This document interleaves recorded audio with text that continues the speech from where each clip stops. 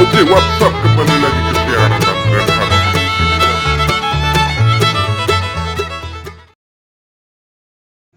Hai, hai. Andren Habibi di sini dan kita akan membahas bagaimana tahapan-tahapan menuju YouTuber pemula yang sukses. Meskipun saya belum sesukses itu. Baik teman-teman, kali ini kita ngobrol saja ya. Baik. Dalam hal YouTube, setelah kamu mencek misalnya pada akun-akun terkait bagaimana cara menjadi YouTuber, apakah itu dari akun YouTube sendiri misalnya YouTube Creator, YouTube Studio, atau mungkin juga akun-akun yang lain. Di dalam hal memulai, pertama semua orang akan sepakat bahwa kita itu harus memiliki misalnya konsep yang jelas untuk video-video kita. Jadi diharapkan bagi kita yang bukan siapa-siapa ini itu membuat video itu satu konsep. Ini misalnya saja kita sudah ingin nih punya akun YouTube dan kita siap untuk memulainya hanya menggunakan kamera handphone ya, seperti saya. Bisa dicek di semua deskripsi saya menggunakan handphone apa, editingnya pakai aplikasi apa. Lalu bisa juga dicek di beberapa share-sharean saya. Pada beberapa ketentuan itu diberitahu bahwa konsep yang jelas sama, maksudnya videonya membahas tentang satu tema saja, itu akan membantu video kita itu dipromosikan oleh YouTube dan kita akan memiliki penonton yang loyal. Walaupun ya namanya penonton, dia tidak jarang menonton sampai habis kecuali memang video kita itu betul-betul menarik. Dan untuk menjadi menarik, video itu harus diedit dengan sempurna. Dan kelemahan kita YouTuber pemula itu tidak mungkin mengedit satu video itu dengan baik. Oleh sebab itu minimal kita siap dan memiliki tema yang jelas. Tema apa sih yang akan kita bahas kalau kita ingin menjadi YouTuber? Misal, jika kamu pandai menyanyi, suaramu bagus, indah, merdu, dan luar biasa, bisa saja saya tawarkan Anda menjadi YouTuber cover lagu, dan itu cukup menjanjikan. Persoalannya kan bagaimana video kita terkait cover lagu itu ditonton oleh banyak orang.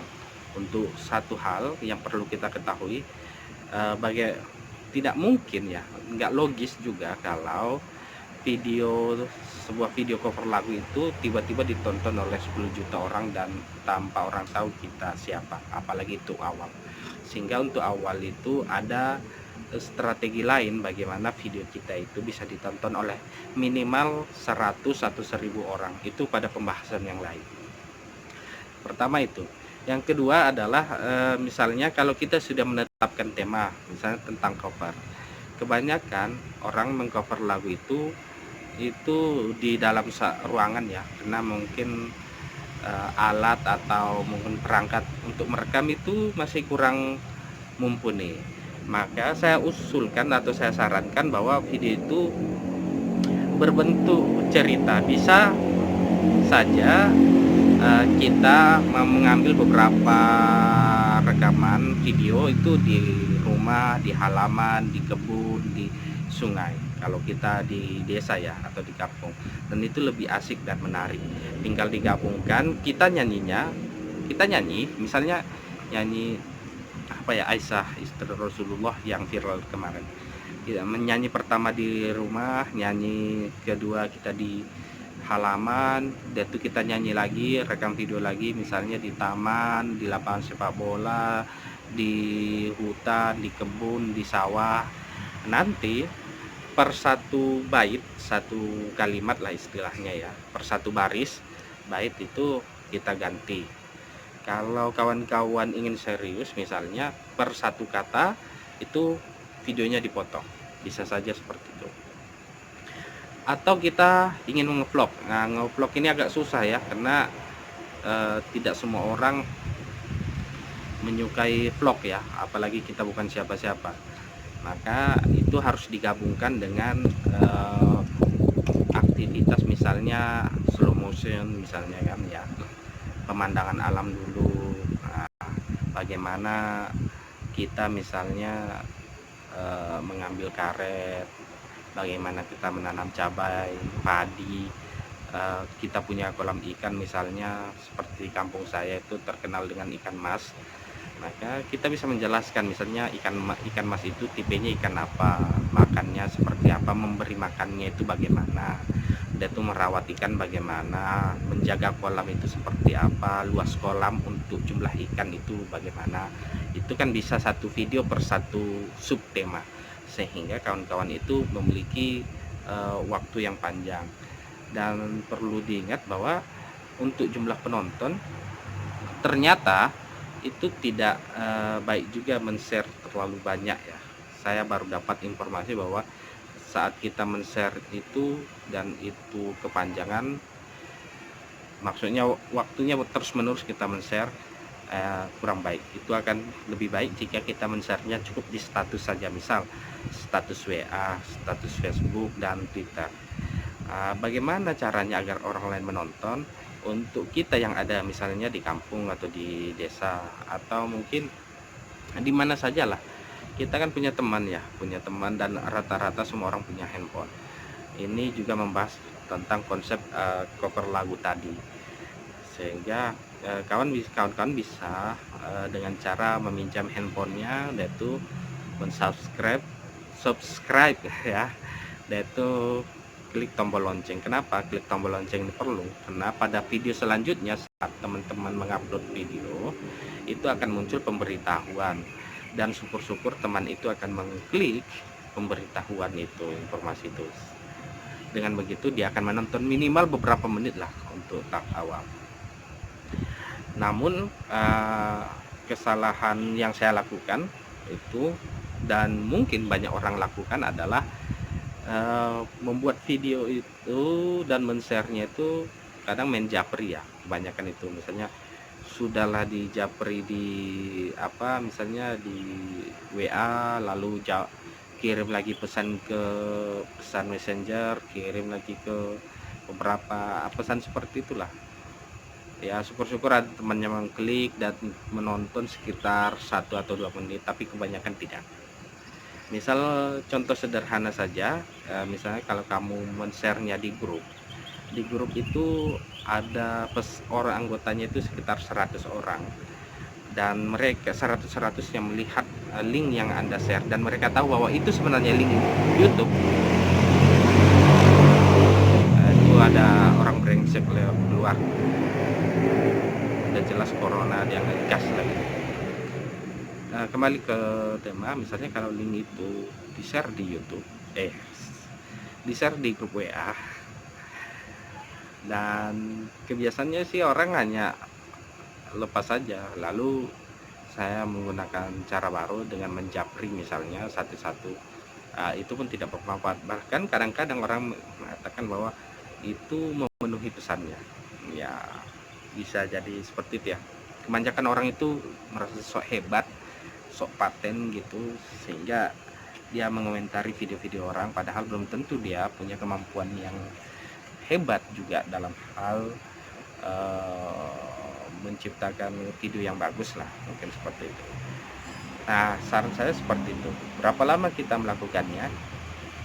Ternyata atau mungkin karena memang ini kebiasaan di Amerika ya, saya beberapa kali menonton video dari beberapa konten kreator di Amerika yang fokus terkait pengembangan kemampuan YouTuber pemula, dan rata-rata mereka itu paling banyak itu mengupload video dalam satu minggu itu 3 kali.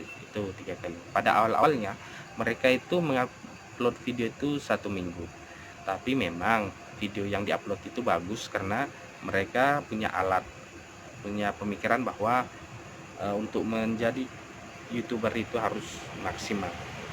Jadi mereka punya alatnya, punya kamera, punya laptop atau notebook atau PC untuk komputer untuk mengedit, dan beberapa hal dilengkapi secara bertahap, dan itu wajar sih memang cara berpikir. Tapi bagi kita, satu hal yang ingin kita bahas di sini adalah di tahun 2020 ini kawan-kawan harus memiliki akun YouTube, harus wajib ya. Kenapa? Kita tahu bahwa ke depan itu kemungkinan besar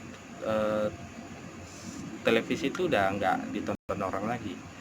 Misalnya dulu kita bayangkan dulu kita mengirim surat lewat kantor pos, dan sekarang bahkan kita bisa melihat orangnya dan berkomunikasi langsung lewat video call. Begitu juga dengan televisi. Biasanya kita nonton televisi, dan ke depan kita akan nonton YouTube. Dan bisa jadi YouTube ini mungkin akan berkembang lagi dan penggunanya akan lebih besar lagi. Jadi untuk saat itu komunikasi ke depan adalah mungkin saja dari media sosial termasuk YouTube. Jadi Anda harus punya YouTube sekarang.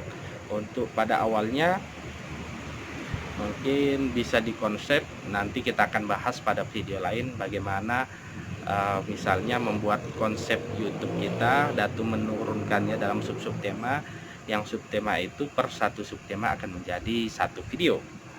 Dan nanti saya akan bagi juga mungkin foto atau apanya ya, dokumennya, link dokumennya bagaimana Anda mendownloadnya. Juga ada beberapa orang lain yang mungkin saya rekomendasi untuk kawan-kawan tonton.